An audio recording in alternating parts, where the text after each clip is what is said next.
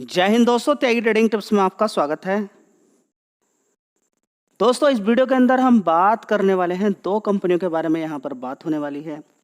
एक कंपनी जिसके अंदर FIDIs लगातार खरीदारी कर रहे हैं। दूसरा शेयर ऐसा होगा जो 60 रुपये से सस्ता है, जहाँ पर LIC की हिस्सेदारी धीरे धीरे धीरे खरीदते हुए 7% हो चुकी है। देखिए, आप बैक जाके देखिए, कभी भी ज़्यादातर आप देखेंगे तो LIC काफ़ी लंबे समय तक खरीदारी करके छोड़ता है। अब आपके माइंड में आएगा कि LIC कॉल पुट क्यों नहीं खेलता, इंट्राडे क्यों नहीं करता। समझिए ना कि स्टॉक मार्केट में काम कैसे किया जाता है।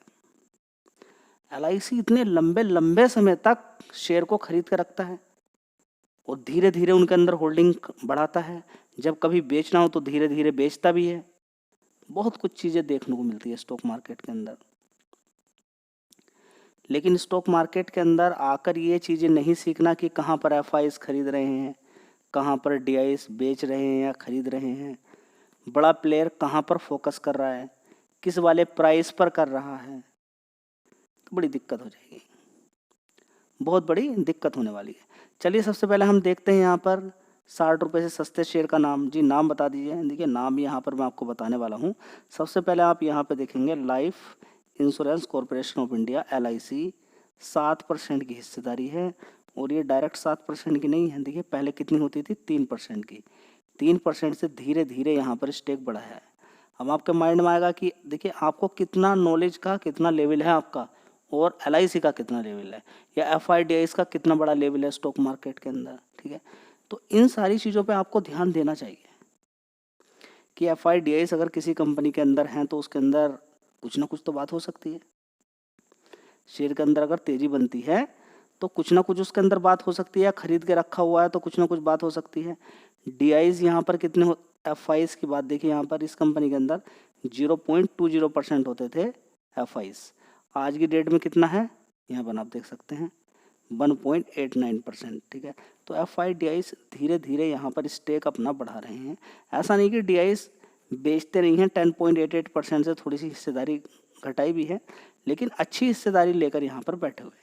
बीच बीच में थोड़ा माल घटता बढ़ता रहता है, इसमें कोई बड़ी बात नहीं है। प्रोमोटर के पास अभी भी 79% का स्टेक है। 4% और यहाँ पर बेचा जाएगा आने वाले टाइम में। 75 इनके पास रह जाएगा। आपको फोकस करके रखना है कि 4% भी क्या FIDIs ने खरीद लिया। अगर जवाब है हाँ, तो कुछ इस शेयर के अंदर एक्शन देखने को मिल सकता है। शेयर का नाम क्या है, बैंक ऑफ महाराष्ट्र। क्या नाम है शेयर का, बैंक ऑफ महाराष्ट्र। चलिए, एक बार चार्ट पैटर्न, उसके बाद फंडामेंटल। दोस्तों, बैंक ऑफ महाराष्ट्र 56 रुपीज़ का शेयर का भाव इस समय देखने को मिल रहा है। पिछले एक साल का चार्ट पैटर्न आप थोड़ा सा देख लीजिए, थोड़ा सा आइडिया हो जाएगा आपको कि शेयर अपने हाई लगभग 58 रुपीज़ से नीचे की साइड में गिरता है।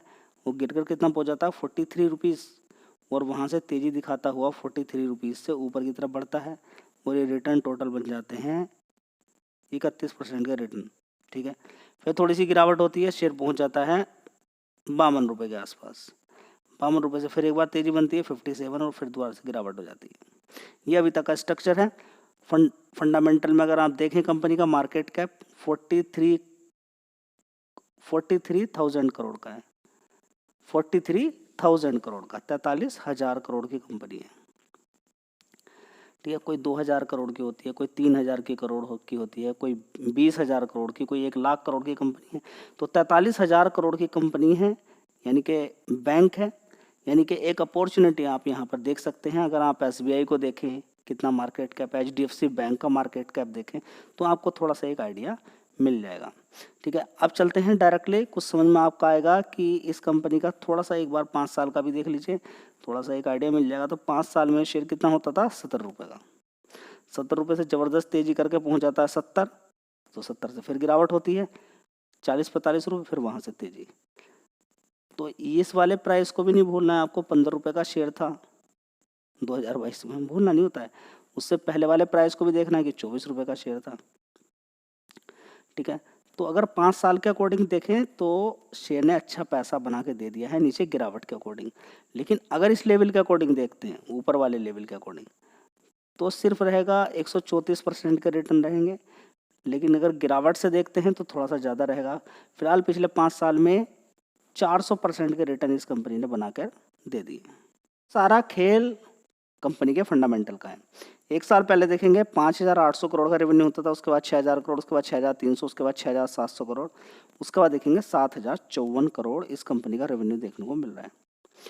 अब यहाँ पर बैंक का अगर हम देखते हैं नेट प्रॉफिट 1,504 करोड़ का, उससे पहले 1,502 करोड़, 1,400 करोड़, उससे पहले 1,333, उससे पहले 1,295 करोड़। एनपीए भी अगर देखते हैं 1.74% और नेट एनपीए कितना है 0.18%। तो ग्रोस कितना है 1.74% और नेट कितना है 0.18%, यानी कि फंडामेंटल में कोई कमी नहीं है। अगर और भी दिक्कत हो रही है फंडामेंटल में तो आप एक चीज़ देख सकते हैं कि कभी इस कंपनी को 300 पूरे साल का 399 करोड़ का टोटल प्रॉफिट होता था पूरे साल का, सन होगा 2014। उसके बाद 465 करोड़, धीरे धीरे फिर 3 साल तक लगातार नुकसान, उसके बाद फिर 399, फिर 571 करोड़, फिर 1,153 करोड़ का प्रॉफिट, फिर 2,600 करोड़ का पूरे साल का है, फिर 4,072 करोड़ का, उसके बाद 5,542 करोड़ का। अभी देखिए बढ़ रहा है। तो मेरे अकॉर्डिंग अगर दिखे तो कंपनी के फंडामेंटल आगे बढ़ रहे हैं, लेकिन शेयर का भाव भी आगे बढ़ा है। 70 रुपये से आज की डेट में 18 रुपये से कहाँ पर आप ये देख सकते हैं। चलिए, तो आपने देख लिया सारी चीज़ें, FIDIs किस तरीके से इसके अंदर खरीदारी कर रहे हैं, साथ ही कंपनी के फंडामेंटल भी मजबूत हैं और पूरे पूरे साल का भी 2014 से लेकर अभी तक का भी डेटा देखें तो वो भी मजबूत ही है। सारी क्लियर हो गई जी। क्या आप इसको खरीदने के लिए बोले? देखिए, इस चैनल पे खरीदने बेचने की राय आपको नहीं दी जाती है। आपका ज्ञान का लेवल अगर समझ पाता है सारी चीज़ों को और उसके बाद ही आप फर्दर स्टडी करते हैं और किसी शेयर में आपको जान लगती है तो आप अपना डिसीजन अपने अकॉर्डिंग ले सकते हैं। दोस्तों, अगला शेयर होगा कैप्रिक ग्लोबल कैपिटल लिमिटेड। अगर इस शेयर की अगर बात करते हैं तो काफ़ी शानदार फंडामेंटल है, लेकिन ये बिल्कुल मत भूलिएगा कि 2024 में इस कंपनी ने एक शेयर के बदले में एक शेयर दिया था, साथ ही स्प्लिट दिया था, एक शेयर किसी पे एक और 2 टोटल शेयर हो गए। ठीक है, बोनस स्प्लिट एक साथ दिया जिसकी वजह से शेयर का भाव ये नीचे की साइड में 2024 के अंदर नीचे की साइड में शिफ्ट हुआ। कितना शिफ्ट हुआ 2024? यहाँ पर आप देखेंगे ये जनवरी है, थोड़ा सा पहले की तरफ जाएंगे आप यहाँ पर तो 2024 आप यहाँ पर देखेंगे 2024। ठीक है, तो यहाँ पर बोनस स्प्लिट इस कंपनी ने दिया था दोनों ने। उसके बाद ये देखिए 2025 यहाँ पर आ जाता है और उसके बाद ये शेयर नीचे की साइड में धीरे धीरे गिरता हुआ नीचे पहुँच जाता है। बोनस स्प्लिट के बाद की बात ये, अभी मार्केट कैप इसका देखेंगे 18,000 करोड़ का मार्केट कैप कंपनी का है।